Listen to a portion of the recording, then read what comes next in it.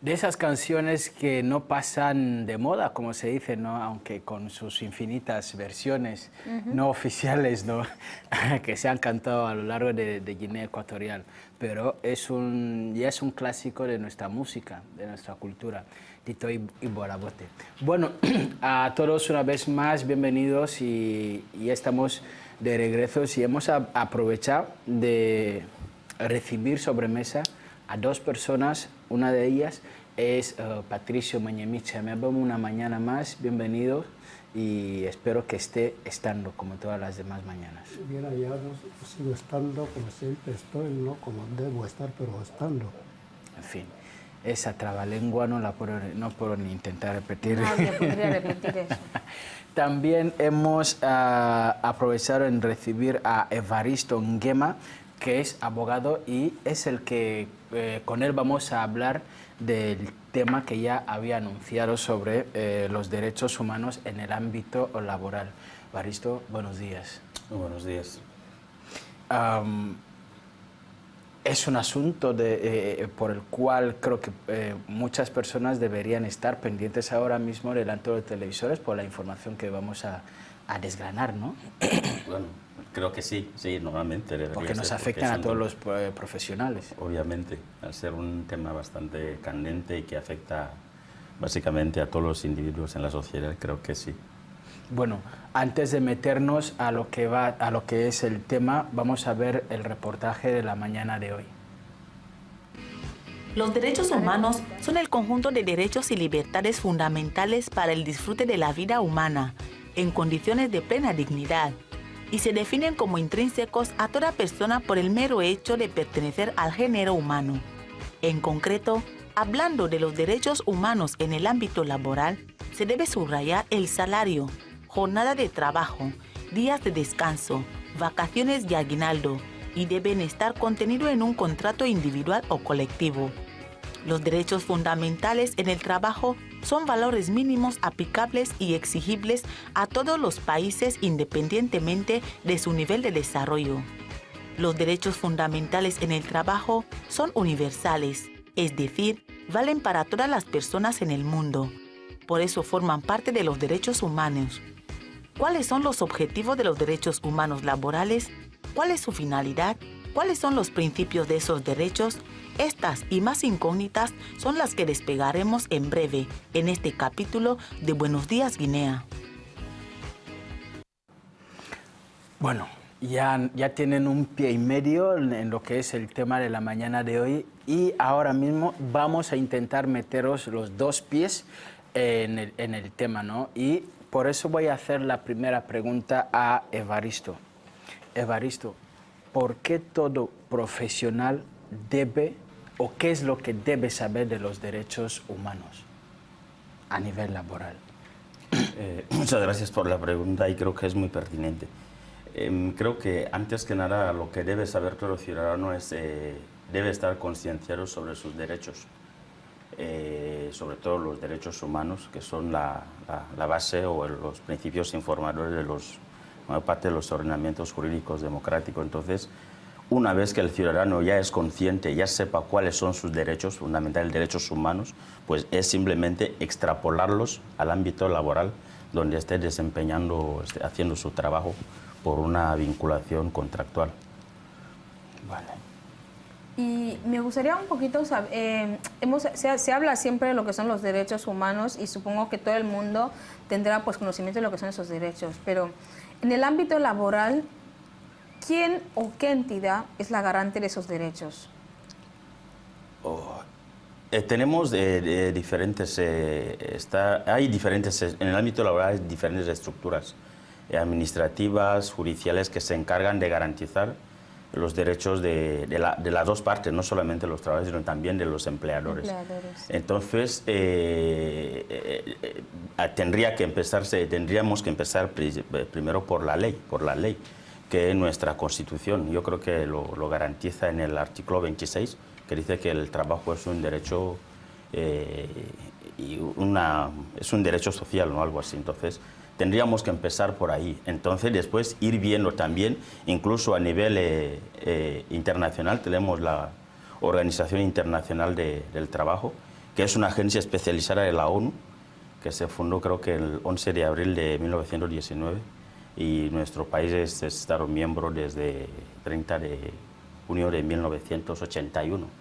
Entonces, ese organismo internacional es el garante de fomentar y proteger los derechos en el ámbito laboral a través de los mecanismos jurídicos que tiene, que son dictámenes y convenios y demás recomendaciones.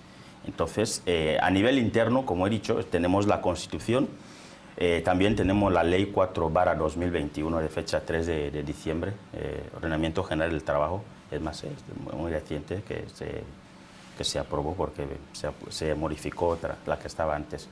Entonces, toda esta normativa establece los mecanismos. Ya a nivel administrativo, pues empezaríamos por la delegación de trabajo, que es ahí donde cualquier trabajador que tenga una queja en su ámbito laboral es la primera entidad administrativa con la que tiene contacto a efectos de presentar sus quejas, respetar sus derechos. Y después ya tenemos las magistraturas de trabajo, que son ya netamente la vía judicial, porque la delegación es un órgano administrativo. De hecho, sus resoluciones no suelen ser vinculantes, simplemente tiene que certificar de que las partes no han llegado, porque lo que intenta es mediar. La delegación de trabajo lo que hace es mediar a las partes, al empleador y a su trabajador, pero si llegar a un punto no quieren llegar a un acuerdo, pues simplemente hace una certificación de que las partes no han podido avenirse a un acuerdo y remitirles al órgano jurisdiccional competente, que son las magistraturas de trabajo. En Malabo creo que hay 2. Ok, sin salir de la cuestión, me gustaría saber un par de cosas. He hablado de que si, por ejemplo, siento que se está violentando lo que son mis derechos laborales, como empleado puedo ir, voy directamente a recursos humanos o voy directamente a la delegación de trabajo, en primera instancia. Hombre, ¿Dónde debo ir primero? ¿Como trabajador o como empleador? Como trabajador. Hombre, deberías empezar por recursos humanos de la empresa correspondiente, que me imagino que se encarga de las cuestiones relacionadas con los trabajadores. Pero si internamente, si no, pues ya se va sí, en el recurso de trabajo, recursos humanos, perdón. Sí, pero luego tenía la cuestión de, ¿es realmente recomendable? Porque si, por ejemplo, como empleado siento que se están violentando mis derechos en una empresa, supongo que ya ir a recursos humanos es como redundar, porque se supone que recursos humanos es el que regula todo lo que pasa dentro de la empresa. Es parte de la empresa. Sí, a eso me refiero. Y se está violentando mis derechos dentro de esa misma empresa. Pero ¿es recomendable salir e ir a denunciarlo a la delegación de trabajo? ¿En qué le va a beneficiar eso al trabajador? Porque luego muchas veces sabemos de situaciones en las que la persona ha ido a denunciar porque se siente de cierta manera y ha acabado perdiendo el trabajo en lugar de arreglar las cosas. Hombre, yo creo que habría que ir caso por caso, ¿no? Habría que ver un trabajador. Yo doy por hecho que los menores de edad no pueden trabajar. Entonces, un adulto es una persona capaz de analizar la situación en la que se encuentra ante un problema y ver si realmente recurrir a recursos humanos, que yo siempre creo que no está de más ir por ahí todavía, a efectos de que cuando se vaya a la vía externa administrativa o judicial y ya tengas otro argumento de más, decir, mira, agoté la vía interna de la empresa y no se me hizo caso. Por eso vengo ante la autoridad administrativa o judicial. Pero si se ve que efectivamente uno de los problemas, el problema del que aqueja al trabajador viene de recursos humanos y no hay voluntad de resolverlo, pues entablar ya la vía administrativa. Pero sí es posible, primero hay que ir a recursos humanos, normalmente. Ya no sé si es un ámbito o es un formato como político, no sé. El que la mayor parte de los litigios entre empleados y empleadores, después de las vías que consideramos normales administrativamente de los recursos humanos, hasta judicial, las sentencias no se ejecutan hasta tanto que tengan que recurrir al Parlamento. ¿Es normal? De hecho, hablaba antes de la labor de concienciar a la sociedad. Legalmente no es normal. no es normal en un Estado de Derecho como es Guinea Ecuatorial, con una separación de poderes. El Parlamento no juzga. El Parlamento aprueba las leyes que aplican los jueces, juzgando y haciendo ejecutar lo juzgado. No debería ser. Pero también hay que reconocer que es una prerrogativa que se le concedió al Parlamento, tal suerte que pueda por lo menos ver ciertas quejas que presenten los ciudadanos. Pero, como repito, lo recalco, debería quedar claro a la gente, no es normal. La labor de juzgar y hacer ejecutar lo juzgado reside única y exclusivamente en los tribunales de justicia. Y en ese aspecto le hago la pregunta, van a ser las suyas, ¿no?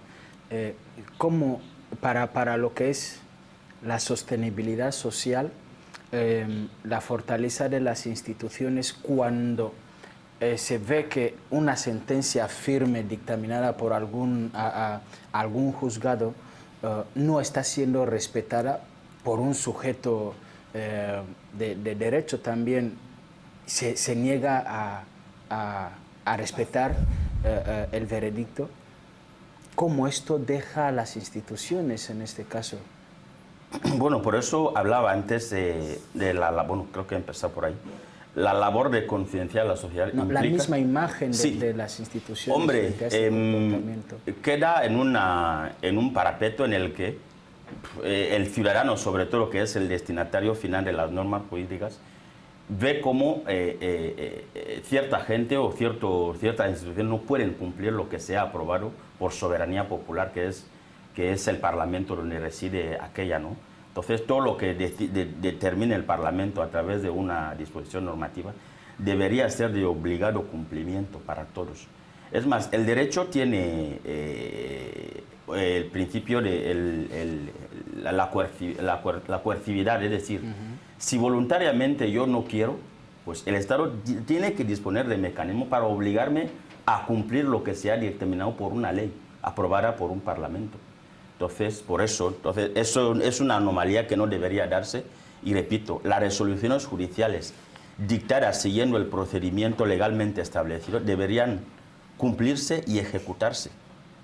Para el respeto de las instituciones. Sí. Ahora bien, en el caso de que las sentencias estas ya firmes y se tiene que llegar a la ejecución, resulta que la parte condenada no hace caso y las instituciones u órganos que se espera que apliquen la fuerza legal no lo hagan, ¿en qué se quedan los ciudadanos?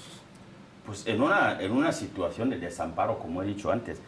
Más hay un punto que también quiero introducir. Creo que esa labor de socializar a la sociedad también implica, y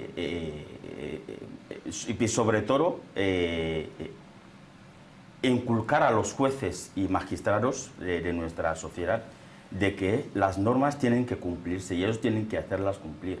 Y una de las cosas que, bueno, como profesional, yo he hecho en falta es la profesionalización de los jueces de la magistratura de trabajo, porque es una faceta donde hay muchísima conflictividad.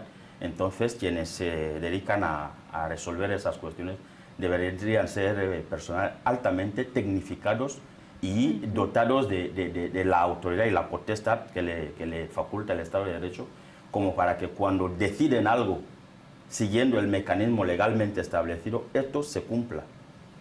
Sí, yo quiero hablar un poco más de los desafíos, principales desafíos que afrenta lo que son los derechos humanos en nuestra sociedad, en este sector. Me gustaría saber cuáles son esos principales desafíos y cómo se pueden erradicar o remediar esos desafíos. Bueno, es una opinión personal, veo más, una de las causas puede ser, por ejemplo, la falta de una cultura jurídica. Hay que hacer campañas para que la sociedad sea consciente de sus derechos, sea consciente de las vías para hacerlos valer y de los órganos encargados de protegerlos. Eso, como personal, es una opinión, como profesional es una opinión personal. Y yo creo que es algo que yo he echado mucho en falta porque he visto casos en los que un trabajador tiene un problema, pero no sabe a dónde irse. No sabe a dónde irse, incluso algunos van a la comunidad de vecinos, cosa totalmente errónea. O sea, la comunidad de vecinos no es competente para dirimir cuestiones laborales. O empiezas por recursos humanos internamente en tu empresa o vas a la vía administrativa y posteriormente a la judicial. Entonces, para paliar esas deficiencias, como he dicho, hay que hacer una labor educativa muy fuerte y sobre todo formativa, educativa para el conjunto de la sociedad y formativa para, como he dicho antes, los jueces y magistrados que se dedican especialmente a temas laborales y sobre todo también crear incluso mecanismos auxiliares que se encarguen de supervisar, si por ejemplo los inspectores de trabajo que están regulados, una ley específica, deberían incluso ser un poquito más efectivos para ir paliando esas deficiencias en el ámbito laboral. Creo que sí debería hacerse. Y bueno, he estado escuchando su argumento mientras que estaba respondiendo a la pregunta de Usmila, donde has desglosado, ¿no?, cómo debe proceder un trabajador cuando siente que se está violando sus derechos en una entidad o en una empresa. Ahora bien, yo quisiera saber en sí, cuando se dice que se está violando los derechos humanos de un trabajador en una entidad o en una empresa, y también desde tu parecer, ¿cuáles son los casos prácticos que más se registran aquí en nuestra sociedad en ese término? Como hemos dicho antes, ¿no?, los derechos humanos son los que se aprobaron. Y, por ejemplo, hay una cosa. Derechos humanos laborales, no. Yo lo que veo es simplemente derechos humanos y extrapolarlos a cualquier ámbito de la sociedad en el que desempeñe uno. Incluso están en el sector agrícola. Fíjese que el artículo 1 y el 4 de la Declaración Universal habla de la libertad del individuo. Nacen iguales y que nadie puede ser sometido a servidumbre y demás. Y justamente del artículo 48 al 52 de la Ley 4/2021 que he mencionado aquí, General del Trabajo, habla de los derechos y obligaciones tanto del trabajador como del empleador. Por ejemplo, el 51 dice que el trabajador, toda persona tiene derecho a la libre elección de su profesión y que a nadie se le puede obligar a hacer un trabajo que no quiere. ¿Ves cómo nuestra legislación interna conecta con el artículo 1 y el 4 de la Declaración Universal de los Derechos Humanos? Entonces, toda vez que no se cumpla lo previsto tanto en el artículo, desde el artículo 48 al 52 de nuestra Ley General de Trabajo, estamos ante un caso práctico de violación de derechos laborales, derechos humanos en el ámbito laboral, para ser exacto. Bien, ¿cuáles son los casos prácticos? Pues en mi ejercicio profesional, pues lo más común, el caso más común, que hay que ver cómo, salvo contadas empresas, son las que no incurren en ese fallo cuando tienen que terminar una relación laboral con un trabajador. El típico: no vuelvas aquí mañana. El típico: no vuelvas aquí mañana. Sí, vamos, no le quiero volver aquí mañana. Incluso le da órdenes al portero de que ese señor no puede volver a entrar en mis instalaciones. Cosas así es el caso más típico. Cuando la ley, como he dicho, del 48 al 52, te van a decir que incluso el empleador está obligado a notificar al trabajador, primero por escrito, después alegando las razones por las que termina el contrato de trabajo.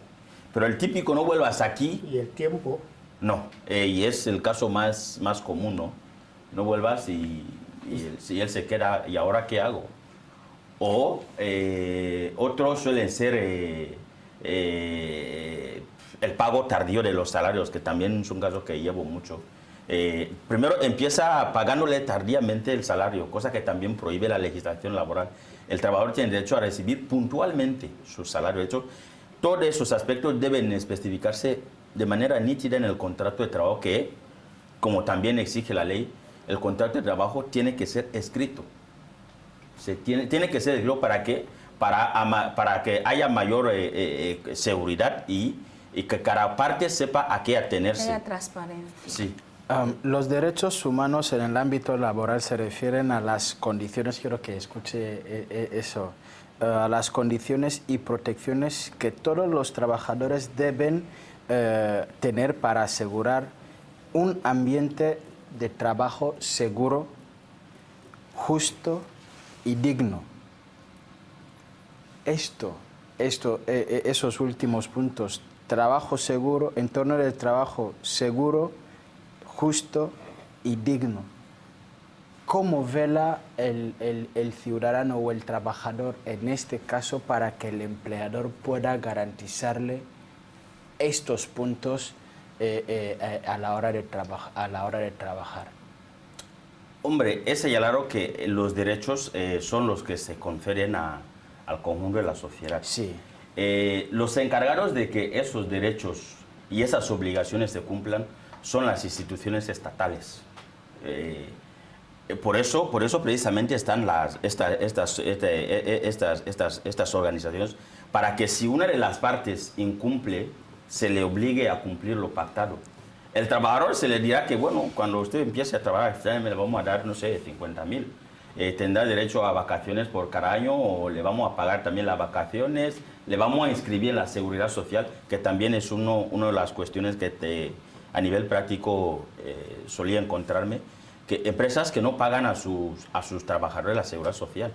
Va a pedir un certificado y le dicen, por ejemplo, su empleador dejó de pagarle aquí su seguridad social hace unos 3 años.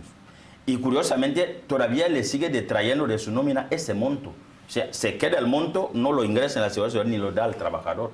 Entonces, respondiéndole, a ver si no me pierdo, el encargado de hacer que los derechos laborales se respeten es el Estado, a través de las instituciones que él mismo ha creado, que son los tribunales, las magistraturas de trabajo y las delegaciones de trabajo. Pero a la hora real de un ciudadano, como ha mencionado ella, darse cuenta que mis derechos acá están siendo violentados, exigirlos aquí suele parecer como un inicio de un potencial conflicto, como que el trabajador no tiene esta potestad ni este derecho a reclamar sus derechos ante su empleador, casos que suelen terminar en despidos, muchos de ellos improcedentes, pero efectivos, que aquí es donde está el punto. Al fin y al cabo esa persona termina estando en la calle, y a pesar de ir incluso a, como te digo, el ministerio tutor en ese caso, pero se mantiene en que esa persona va a la calle a pesar de haber exigido sus derechos que recogen la Constitución. ¿Cómo trabajar con eso? ¿Cómo hacer que tanto las instituciones que tienen que velar para que se proteja al trabajador, así como el empleador, de facto empezar a entender que no es un problema, sino es algo que se merece esa o esas personas? Es que eso se debería resolver como he dicho antes, ¿no? El derecho también no solo se encarga, el derecho primero, la ley recomienda, pero toda ley, para que sea ley, necesita de la fuerza coercitiva. Es decir, la ley no puede quedar a merced de los destinatarios, de los ciudadanos o de las empresas. Esto no puede ser, so pena de que no sea ley y sean consejos morales o recomendaciones filosóficas. La ley tiene 2 caras, no hagas esto, y si lo haces, viene la consecuencia, la premisa mayor y la menor, el hecho y la consecuencia jurídica. Eso tiene que darse en cualquier ley y se tiene que aplicar para que la ley tenga esa fuerza vinculante y proporcione este orden social que al fin y al cabo es el que toda norma persigue, que la sociedad viva pacíficamente y los ciudadanos gocen de sus derechos de manera pacífica, siempre y cuando no perjudiquen al de al lado. Repito, el Estado tiene que hacer cumplir la ley. Hemos estado hablando de eso. Yo quiero más bien, yo me voy a lo que son los contratos. La realidad no es que parece, la realidad es que hay muchas empresas en Guinea Ecuatorial que no contratan formalmente a sus empleados. Conozco algunas que le dicen a uno que le pide trabajo, sí, vas a trabajar, a los 3 meses sin contratarle, ya va. Otros, sobre todo en el ámbito de, turístico, que solamente contrata sobre todo a las mujeres empleadas, sirviéndole en las restauraciones, en los restaurantes. Después de 2 meses, la mujer espera, la empleada espera que le van a contratar. De repente, ya, como ella, claro, usted ha dicho, no tiene conciencia de sus propios derechos y tal, se va campantemente, ni le han contratado, ni ha estado trabajando con una recepción o consideración de ciertos derechos que son legales para ella. ¿Qué dice esto? Porque hay muchos que trabajan sin contrato. Sí, sí, de hecho, eso es también otro de los casos prácticos con los que me encuentro en mi día a día, ¿no? Y estamos ante un claro de violación de derechos laborales. La ley dice que un periodo, establece incluso, concede al empleador un periodo de prueba, ¿no? Algo así, para ver si realmente este trabajador me sirve para, o si realmente las credenciales académicas que me aporta Son válidas. sí, son válidas o se han obtenido de forma legal. Para eso se le concede 3 meses, para que lo compruebe físicamente, cómo se desempeña el trabajador, cómo cumple las funciones asignadas. Una vez que supera ese plazo, está obligado a contratarle. Pero esos 3 meses, el empleado, el empleado o la empleada, ¿tiene algún derecho Sí, a cobrar. económico? Claro, a cobrar. Que se esté en periodo de prácticas o tal, no implica que no tengas que cobrar. Toda vez que ya realizas una labor por cuenta ajena, tienes derecho a percibir un salario. El completo, Sí, a lo mejor no servicio. a lo mejor no el completo. Creo que la ley dice, no sé si un 75% de la categoría. Imagina, me contratan como chef. La ley laboral, la famosa 4/2000, dice que un chef tiene que cobrar 50.000. Pues el 75% de 50.000, mientras estoy en periodo de prueba de 3 meses, el empleador tiene que pagármelo. Quiero hacerte la misma pregunta, pero en el sector público. Los practicantes universitarios, los que están acabando una cierta carrera y que tienen que hacer prácticas en algún ministerio, ¿estos en qué condición, en qué situación están? El tema de los practicantes es un tema muy espinoso y, siendo honesto, incluso no es solo aquí en Guinea. Yo, que he tenido la oportunidad de estudiar fuera, cuando yo hacía prácticas en un bufete, el trabajador no me pagaba, fíjese. Y a mí me molestó mucho, digo, pero si vengo aquí, cumple el horario, se me manda a hacer no sé qué, voy. ¿Por qué ni siquiera me pudo pagar el taxi? Y normalmente no debería ser así, no solo aquí en Guinea, no debería ser así en ninguna parte. Una vez que una persona dedica su tiempo y sus recursos humanos para prestarle un servicio, se le debería pagar. A lo mejor no lo que le corresponde por su categoría profesional o por tal, pero se le debería dar algo. Se le debería dar algo. Yo creo que nuestra ley habla de pagarle incluso en especie al practicante en este caso. Pero ahora mi última pregunta es, estamos frente a una situación en la cual vemos una clara manifestación de poca voluntad de muchos empleadores en hacer cumplir lo que dicta la ley de trabajo en el país. Y las empresas estas siguen estando ahí, pese a las denuncias, pese a las situaciones que se han dado. Cada vez hay más situaciones. ¿Cómo empezar a resolver toda esta problemática? Yo ya creo que el conocimiento lo tienen, ¿vale? Que están obrando al margen de lo que dictamina la ley. Pero tiene que haber una solución. Las potenciales soluciones a esta situación, ¿cuáles serían? No sé si es redundar en lo mismo, pero yo sigo repitiendo que el Estado tiene que hacer que se cumpla la ley. Es decir, empezar a tomar ningún medidas Estado se puede concretas. permitir el lujo de que aprueba una ley Y y que hay no se gente que cumpla no esa la quiere ley. cumplir y como si aquí no ha pasado nada. El derecho, la ley pierde su sentido más estricto, es decir, si no haces lo que he dicho, pues te viene una sanción. Entonces, el Estado tiene que procurar que se cumpla la ley, sea como sea. Claro. Y So pena de que, bueno, eso se convierte en, bueno, mira, señor ciudadano, señor empresario, si quiere cumpla y si no, pues tampoco pasa nada.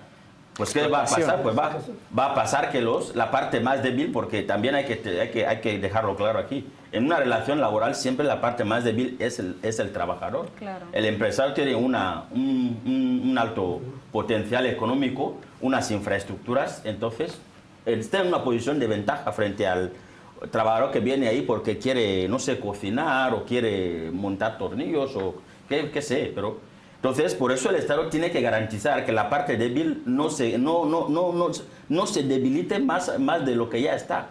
Entonces el Estado no puede permitirse el lujo de que las empresas no quieran cumplir la ley y no les pase nada. Otra de las soluciones que también creo que podrían ayudar, pero también dependerían de la capacidad del Estado para exigir su cumplimiento y de la voluntad de los empleadores, es que las empresas cuenten con lo que se llama asesorías jurídicas. La mayoría no tiene esa sección en sus empresas. Después, las pocas que lo tienen muchas veces no hacen caso. Entonces debería ser una labor de educación a doble sentido, tanto para las empresas. Sí. Y la creación de a lo mejor asociaciones de trabajadores o sindicatos también podría ayudar, ¿no? Sí, podría ayudar. De hecho, también la Constitución prevé el derecho a sindicarse de los trabajadores también. Dentro de la legislación vigente, pues también. De hecho, precisamente los sindicatos sirven para eso. Son organizaciones donde los trabajadores se reúnen para exigir, hacer cumplir sus derechos, exigirlos, elaborar políticas, mecanismos de diálogo con la parte de las empresas. Sí, la verdad es que llegamos prácticamente ya al término final de nuestro programa y ha sido un verdadero placer tenerle aquí con nosotros, porque luego hay muchísimas personas trabajando ahí fuera que no saben realmente qué puede y qué no puede exigir, y tenerle aquí con nosotros pues ha sido un punto de luz para muchísimas personas. Ni siquiera como dar el primer paso a reclamar sus derechos. Pues bueno, sí, no sé si me permite responder. Claro. Lo he dicho, cuando entra, imagínense, se me ha extendido un contrato por el que voy a estar cobrando 50.000 cada día, de 1 al 5 de cada mes. Pues llegamos al 15 y no paga. Bueno, puede ser ocasional, pero eso pasa el primero, el segundo, el tercer mes. Entonces, primero, dirigir una carta al director de recursos humanos. Si ve que calla, porque normalmente el director de recursos humanos suele estar en línea con el que te lleva pagando tarde, pues ir primero al Ministerio de Trabajo, a la delegación, y si la empresa, como también suele ser muy práctica habitual, ni siquiera se presenta, pues se le extiende un certificado de nueva veniencia. Con ello, buscarse, ahora bien, sí que ya viene la parte un poco difícil, ¿no? Que hay que buscarse un abogado, pagarle para que le formule una demanda ante la magistratura de trabajo. Eso es lo que hay que hacer siempre. Hay que hacer siempre para poder pues defender lo que son nuestros derechos. Y con eso nos vamos ya, y mañana volveremos con más de Buenos Días Guinea y muchísimo mejor. Recuerden tener excelente día y seguir sonriendo. Hasta mañana.